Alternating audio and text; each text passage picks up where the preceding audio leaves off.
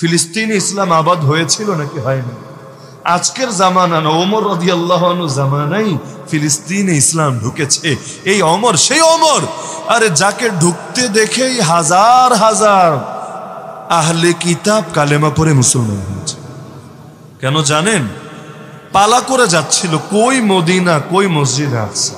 এখন বিমানে গেলে অত সময় লাগবে না, কিন্তু ওই সময়ের বিবেচনা উট দিয়ে গেলে কত টাইম লাগতে পারে। তো এখন ওমর হলো উটের পিঠে, আর খাদেম হলো উটের লাগাম ধরে টেনে টেনে নিয়ে যাচ্ছে। কিছু দূর গিয়ে ওমর বলে, ওট পিঠে ওট, আমি এবার টেনে টেনে নিয়ে যাব। খাদেম বলে, আকা আপনি বলেনটা কি?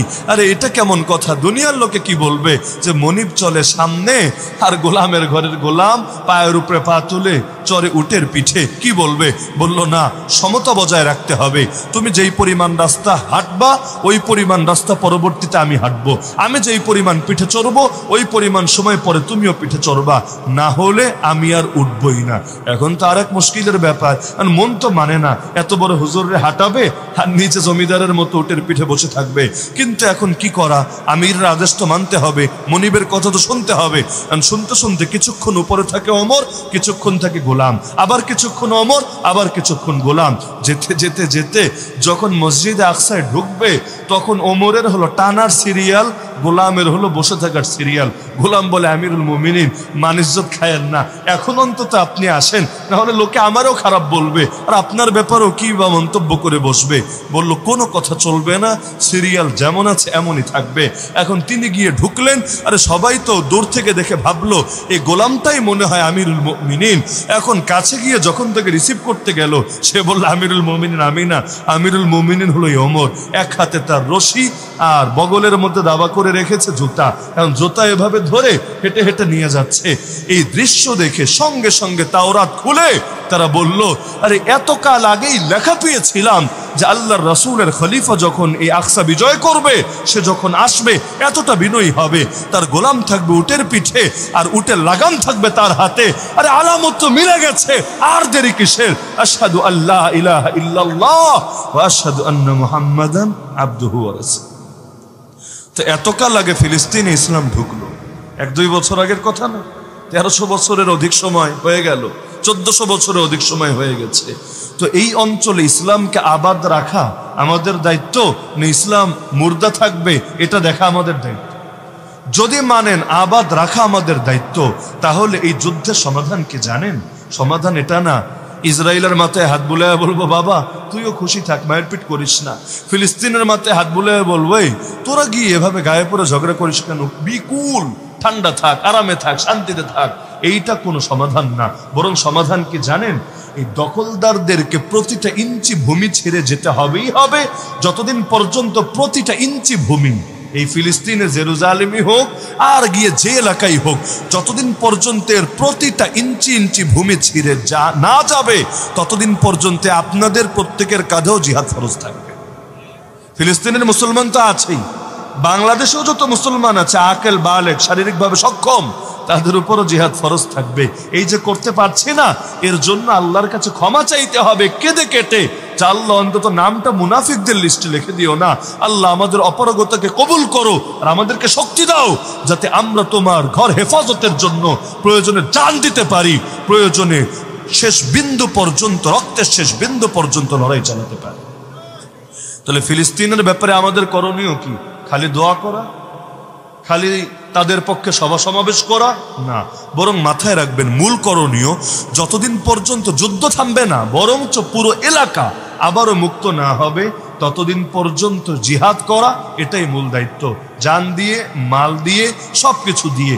এখন চূড়ান্তটা যদি নাও পারেন মানতে তো হবে।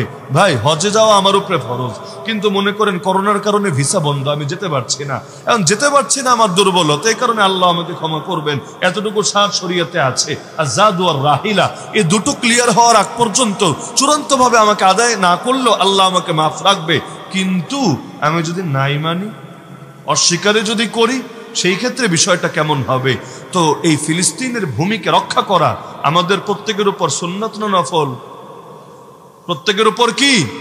এটা আকীদার ব্যাপার, ফরজকে ফরজ মনে করা এটা আকীদা।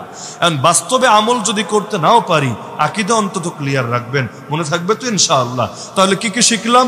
আল মসজিদুল আকসা, এটা মসজিদই থাকবে, এটাকে কিছুতেই মন্দির হিসাবে মেনে নেওয়া যাবে না, বরং যতদিন মুক্ত না হবে ততদিন মেহনত চালাতে হবে। শুধু আকসাই না, গোটা ফিলিস্তিনের ভূমিটাই ইসলামের ভূমি। এখানে জোরপূর্বক ভাবে দখলদাররা চেপে বসে আছে। যতদিন দখলদারদেরকে উচ্ছেদ না করা যাবে ততদিন পর্যন্ত লড়াই চালিয়ে যেতে হবে। আর শেষ কথা, এই বর্তমানে এই 2.3 মিলিয়ন গাজার মুসলমান, মাত্র 23 লাখ, এই 23 লাখ মুসলমান যে লড়াই চালিয়ে যাচ্ছে, আমি আপনি অনেকে ভাবি কি জানেন, এটা মনে হয় খালি ওদের দায়িত্ব। অথচ আমাকে বলেন, আল আকসা কি ফিলিস্তিনিদের প্রথম কেবলা, না আমার আপনারও প্রথম কেবলা? তাহলে এটাকে রক্ষা করা খালি ওদের দায়িত্ব না আমাদেরই দায়িত্ব?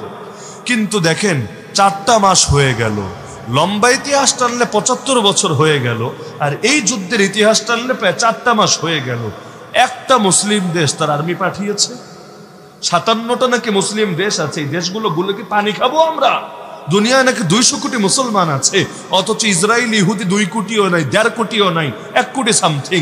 তো 1 কোটি ইহুদির বিপক্ষে 200 কোটি মুসলমান কি যথেষ্ট না? যেখানে ইসলাম বলে আরে একজন মুসলমান 10 জনের মোকাবেলা করার সামর্থ্য রাখে, আল্লাহ নুসরাতে 313 জন মিলে 1000 কাফিরের কোমর ভেঙেছে বদরের ময়দানে। সেখানে কই 200 কোটি, কই 1 কোটি, কিন্তু আমরা বলছি আমরা অক্ষম, আমরা অসহায়, নাউযুবিল্লাহি মিন যালিক। তো যদি চান ফিলিস্তিনের জন্য কিছু করতে, সবার আগে কি করা লাগবে জানেন? সবার আগে ইসলামী জাতীয়তা ফিরাতে হবে, আর বাকি যত জাতীয়তাবাদ আছে এগুলোরে 3 তালাক দিতে হবে। রাষ্ট্র আলাদা। আরে ভাই, আমার বাড়ি সিলেট, আপনার বাড়ি চিটাগাং, ওর বাড়ি ঢাকা, এর মানে এগুলো কোনো ধর্মের বিষয় না। আমার বাড়ি সিলেট বলে ঢাকার লোকরে আমি ঘৃণা করার অধিকার রাখি, আরেকজনের বাড়ি ঢাকা বলে সে চিটাগাংয়ের লোক দেখে নাক সিটকানোর অধিকার রাখে না। এটা জাস্ট ভৌগোলিক পরিচয়কে পরিচয়ের জায়গায় রাখা যায়, এটা সমস্যা না। কিন্তু এটাকে বন্ধুত্ব শত্রুতার মাপকাঠি বানানো যায় না। আমার বাড়ি বাংলাদেশ, তোমার বাড়ি পাকিস্তান, তার বাড়ি আফগানিস্তান, অমুকের বাড়ি ইরাক, অমুকের বাড়ি তুরস্ক, অমুকের বাড়ি আরাকান, হতে পারে। আল্লাহ এক একজনকে এক এক জায়গায় পাঠিয়েছেন, কিন্তু আমাদের ধর্ম এক, আমাদের রব এক, আমাদের রাসূল এক, আমাদের কিতাব এক। সুতরাং আমরা সকলে এক জাতি, এক দেহ, প্রত্যেকে প্রত্যেকের পাশে দাঁড়াবো, একজন আরেকজনকে হেফাজতের জন্য প্রয়োজনে জান দিয়ে দিব। এই যে মুসলমানরা একসাথে লড়তে পারে না কেন জানেন? এর মূল কারণে জাতীয়তাবাদ। মুসলমান এক দুনিয়ায় এক খেলাফত থাকে, এক খলিফা থাকে, এক নেতার অধীনে সকল ঐক্যবদ্ধ থাকে। ওই খলিফা সবাইকে মিলে একটা বাহিনী গঠন করে, ওই বাহিনী নিয়ে যখন লড়াই করা লাগে সবাই একযোগে ময়দানে ঝাঁপিয়ে পড়ে। এই ফিলিস্তিন রক্ষার জন্য আপনার কি ধারণা? সারা দুনিয়ায় যদি ডাক দেওয়া হতো, আর আপনাদের কথাই বলেন, এই মৌলভীবাজারের যে ডাক দেওয়া হতো, আপনারা তো আসতেন না, বসে বসে ললিপপ খেতে। আরে মৌলভীবাজার আমি যদিও কম এসেছি বা আমি কম চিনি, তারপর যতটুকু আমি ধারণা রাখি তার ভিত্তিতেও যদি বলি, এই মৌলভীবাজারে যদি আজকে ডাক দেওয়া হয়, কালকে অন্তত 2-1 কোটি মুসলমান কাফনের কাপড় গায়ে দিয়ে ময়দানে নেমে যাবে। কিছু পারুক বা না পারুক, বলবে আমাদেরকে আগে প্রশিক্ষিত করো, এরপর দেখো আমরা কিভাবে লড়াই করি রক্তের শেষ বিন্দু পর্যন্ত এই জালেমদের বিরুদ্ধে। গোটা দুনিয়ার মুসলমানের বুকের মধ্যে আগুন জ্বলছে, কিন্তু কেউ কিছুই করতে পারছে না, এই ঐক্যটা না থাকার কারণে। এটা দেশীয় ঐক্য দিয়ে হবে না রে ভাই, আমরা আন্তর্জাতিক নবীর আন্তর্জাতিক উম্মত, আমাদের ঐক্যও লাগবে আন্তর্জাতিক ঐক্য। এর জন্য জাতীয়তাবাদ দিয়ে কাজ হবে না, এর জন্য লাগবে খেলাফত এবং খলিফা। খলিফা সারা দুনিয়ার সব মুসলমানকে মিলিয়ে এমন এক শক্তিশালী জোট গঠন করবে, যাদের দিকে বাঁকা চোখে তাকাতেও কাফেরদের অন্তরটা ভয়ে থরথর করে কাঁপবে।